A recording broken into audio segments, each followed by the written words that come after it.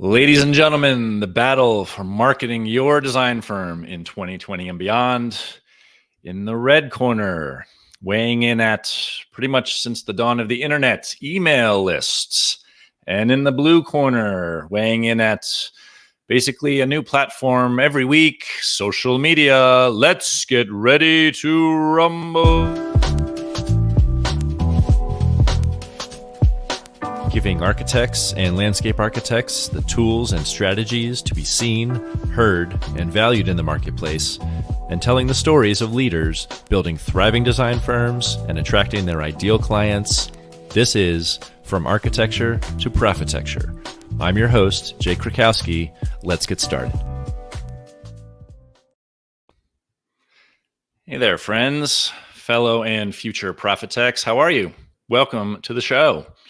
Glad to have you listening or watching on whatever platform you are on at the moment. The topic of today, email list or social media, which is more important to build and maintain and promote to grow your firm, to attract the right clients, to build the profitable business that you have always wanted. And I've actually got 6 points for each. We're going to jump right into it. Got 6 points for each, so fair fight, evenly matched, we'll see. First, let's start with email. The first point where I see email having the distinct advantage over social media is longevity. Yes, it's been around longer than social media, but at the end of the day, social media platforms also come and go.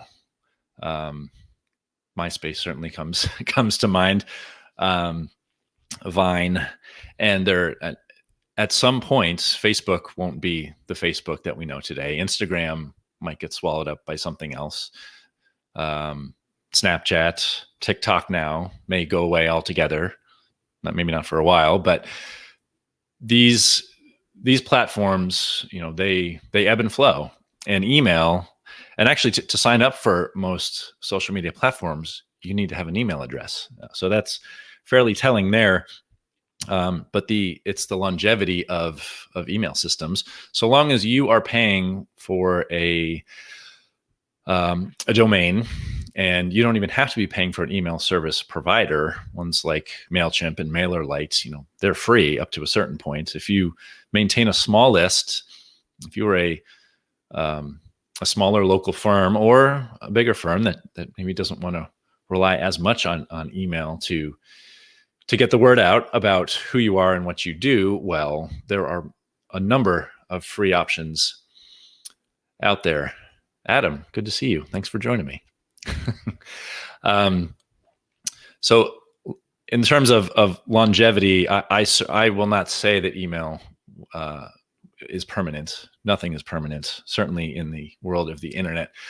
But it's certainly here to stay for a good long time, and is a more than viable platform to get your firm's message and your brand out there into the world. Second, for emails are very specifically targeted to those who have opted in, whether that's simply for a newsletter or they happen to be fellow local businesses, or they've opted in for some sort of download on your site. You've been able to capture that email address. They are there because something that you provide or could provide interested them. So every time an email of yours goes out, it's going to a person who has already wanted to hear from you. Now, that's not to say that emails don't migrate to the junk list, or that your email size of your email list ebbs and flows. But by and large, for the most part, the folks that have signed onto your list were there because they liked what you had to offer. They liked something about your values, about who you were, and about the work that you are producing and bringing into the world. Now, related to that, point number 3 would be deliverability. Again, I see that as a distinct advantage over social media. When you craft and send an email to your list, it's going to everyone on your list. Unless they have shut down their email address, in which case it bounces back. Or, as I mentioned before, it's somehow migrated to the junk or spam folder, which is something that that you need to be actively speaking about or writing about, so that folks know to quote unquote whitelist your emails, or put you as a safe sender. All of the emails, or rather the emails that you send out to your list, all of them are receiving it. Now, on the flip side of that, social media, the latest numbers, as I was digging into it, the end of last year, was something on Instagram. It's organically 3 to 5%, maybe 6% are actually seeing your posts, even though they follow you or subscribe to you. That's how these algorithms work for social media. If they are not consistently clicking, engaging, commenting on your posts, there's an attrition there, and pretty big attrition, like 90+%. So in terms of getting the content that you send out to everyone in your digital world, email certainly has the advantage there. Email also has, number 4, the capability to send out a sequence, or I like to call it a campaign, where over time there's a dripped out feed, and you have planned this journey of language that you want to bring your either existing clients or even better potential clients on, to bring them into your world, to indoctrinate them into how you see design, how your business runs, what organizations or values are important to you and your business. And that's a really powerful feature, because you can set it once and forget it. And when somebody opts in, or someone asks to be on your newsletter, well, it's automatic, and it's ready to go. They're going to see all 3, 5, 7. I've heard of sequences, in the realm of 50, where you just set it and they set it and forget it. They're going to see a certain sequence, and it's going to take them on a journey of 6 to 9 to 12 months. Think about that. If you're, again, using the word indoctrinate, if you're indoctrinating a potential client, think about the life cycle of them starting to think about, let's say, a renovation for their home, and then maybe starting to look at service providers, either through a Google search or on something like house.com, or searching the firm finder on ASLA or its equivalent in the AIA, ASID. If you're in their email inbox every other week, once a month even, for a year, gosh, the life cycle of thinking about making a large-scale renovation in their home, to starting to look at service providers, to starting to look at design ideas and finishes, and then, I think we should probably actually start to call architects and contractors. And you've been in their world, even ever so slightly, you have been brand building. So the ability to sequence over email is huge. Whereas, yes, you can send out a series of posts on different social media platforms that take a potential client through your design process, or through your entire contract to construction process, but they won't always see every post that you make. I mentioned it from the start again, ownership. Once you have someone in your email world, you quote unquote own those letters and numbers that make up their email address. And so long as you are engaged with or paying for an email service provider and paying for your domain name, well, you've got their email list until they decide to opt out. One takeaway and action item, I'm going to say it at the end, but I'll say it now. Download your email list. Download and put it somewhere. It's a CSV file, comma separated value. I'll get nerdy for you. It's the type of file that imports directly into Microsoft Excel or Google Sheets or whatever spreadsheet program you use. But that list is yours. Again, until someone opts out. And a good practice is to be downloading your CSV file, aka your email lists. Call it monthly, call it quarterly, so that the numbers are accurate and you're not emailing people that have already opted out, aka spamming. Trying not to use aka too much, but here we are. So taking ownership of those addresses and names is key. Whereas with social media, if and when Instagram or TikTok or even Facebook go away, you can't. There's no one to email and ask for those names and profile pictures. Once they're gone, they're gone, and they can also kick you out of their platforms almost without reason. Or if they do have a reason, it is extremely hard or cumbersome to petition your way back in, because they are the gatekeepers. Mark Zuckerberg is a big gatekeeper, and if for some reason you have inadvertently even violated a policy on Facebook, well, if you're running your entire business on Facebook and you're blocked from advertising or blocked from posting at all, that's a huge issue. So, excuse me. Again, with ownership, I think email takes it. And then finally, it's there's the notion of privacy here.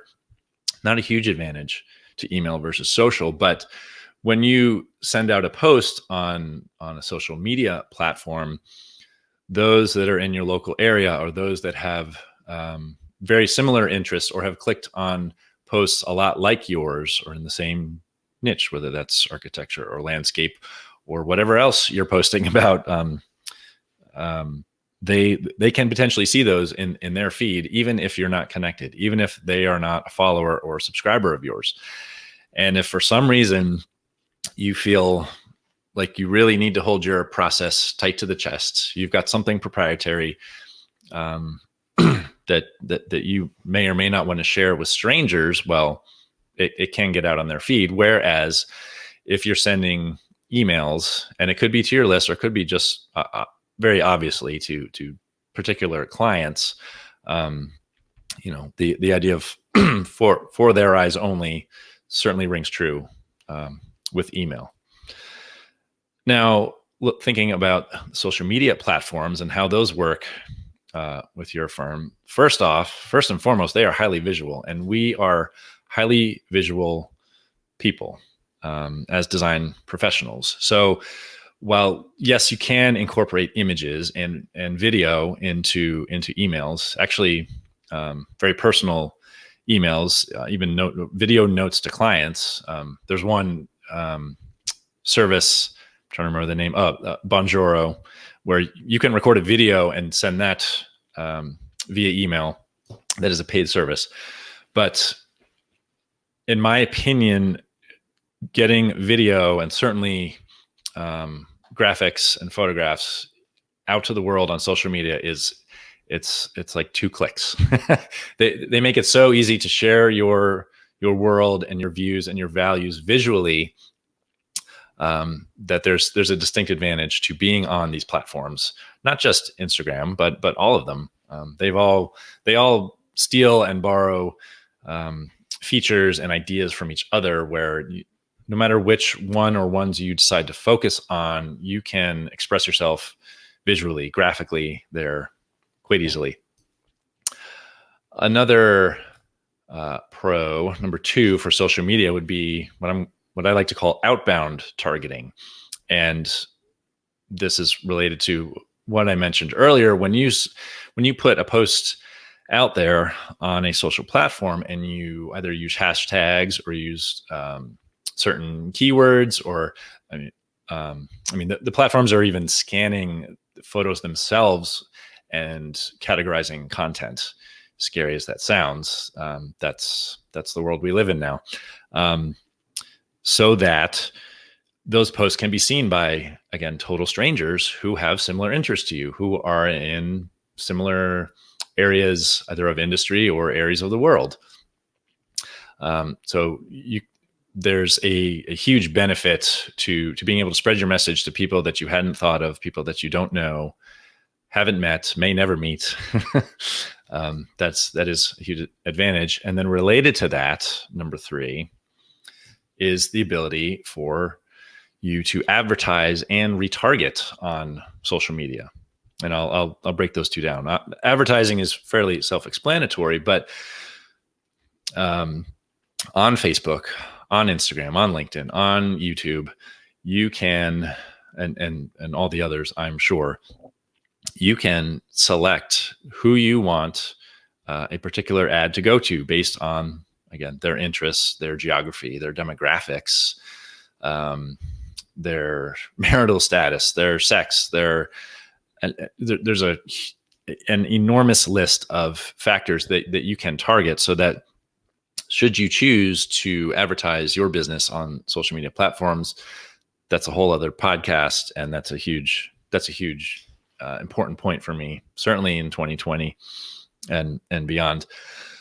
But I digress. That you can really focus in on your potential clients quite easily. Now, the notion of retargeting is when somebody engages with one of your posts that maybe you're not, that is not following you, or that is not part of your email list, or they visit your website and you have a Facebook pixel, say, installed on your website. Well, you can then seek them out. You can send them content directly in advertising because they have engaged with other content of yours, or because they visited your website. You have the ability, primarily in Facebook, to deliver content directly to them, and that's a huge plus. Where for email, if you don't have their address, you can't send them an email. It's very straightforward that way. I mentioned this earlier, but number 4, it truly is easier to use video on social media platforms. It's very easy to go live. Now I have a full setup here with my desk, but if I was walking down the street, I could simply open up Instagram and hit the plus sign and go live, and that's it. And or record a video and hit share. So where I see video as the most powerful way to make a connection with potential clients and to explain your values and to deliver your aesthetic even before you meet a potential client, video is the king, and social media makes it so much more easy than having to go through and upload and save and then add into an email. Next would be partnering, and that could be partnering with local businesses. That could be partnering with certain organizations that you feel passionate about or that your firm supports, and it could be partnering with other players in your industry, whether they are competitors or not. Social media makes it very easy with the at symbol. When you tag anyone, and if you are quote unquote cross promoting, it makes it so much easier to share audiences. Whereas on email, to allow someone into your world, for another organization to send an email to your list on behalf, there's a real notion of privacy. That's a no-no. If you're receiving emails from another brand, from another firm that you hadn't had contact with, there's definitely a different feeling on an email system versus social media platforms where you're tagging, you're quote unquote partnering to promote something, to talk about an issue that you see in the design and construction field, to talk about a designer that, let's say you're each lovers of Frank Lloyd Wright. Well, you could do a week of posts where you're each giving your views on his aesthetic, on the closing of Taliesin West School most recently, and be able to build awareness of your brand and a fellow firm's brand, again, competitor or not. Or let's say in terms of an organization, if there is a cause that you want to promote for the month of February, where you could do a series of posts and you tag them. And if you're messaging and you're in good contact, good standing with that organization, they may also repost what content you're putting out there. Again, building brand awareness for you. And lastly, and related to that, would be the idea of community building. What's so great about social media, one, that you can create specific groups, Facebook and LinkedIn groups being the examples that come to mind first. You can build groups around a specific topic, around a specific locale, say San Diego architects. You can do that. The sky's the limit in terms of gathering like-minded people together, or people that appreciate a certain cause or a certain type of design. You can start to build a community of these people. And as more and more people are commenting on your content, well, they are also becoming connected, even if not directly. You are fostering connections between people as you put more and more content out into the world, and as they engage back with you. So whereas email is a heck of a lot more private, and is really it's really a directed medium where they have opted into you and you're sending them your viewpoints, your events, your values, but it's not necessarily a two-way street unless they're replying directly, obviously. The idea of communities is much bigger on social media. So those are 6 ideas that I had for each. Which do you think is king? In my opinion, it's a dead tie, but email has a slight list. And honestly, it's because of that idea of ownership. It's because of the idea that I can download that list, that CSV file. And if my computer here blows up tomorrow, I can still go back in the cloud and pull that file and still be able to connect with my current clients, with my potential clients, with colleagues in my area. As opposed to if for some reason Instagram shuts down, well, there's a whole lot of contacts that I've lost and need to figure out where else the heck they are on the internet. But it's honestly a dead tie for me. So I'd love to hear from you. Which are you using to build and promote your design firm? Which do you want to work on this year in 2020? And to that end, are there specific topics that you'd like to hear about on future episodes here? How to build an email list, how to effectively use Instagram for your firm, and all the little nuances of that, be it video, be it story, graphics. I'd love to hear from you in the comments below, or shoot me an email, info@profitecturebydesign.com. I want to thank you so much for coming on and listening today. Again, hope to hear from you soon. Go out and make it a great week, because your success is inevitable. Thank you so much for tuning in. Don't forget to hit subscribe so you stay up to date with future episodes. Connect with me on Facebook, Instagram, or LinkedIn @Jake Krakowski. And for show notes and much more, visit profitecturebydesign.com/podcast.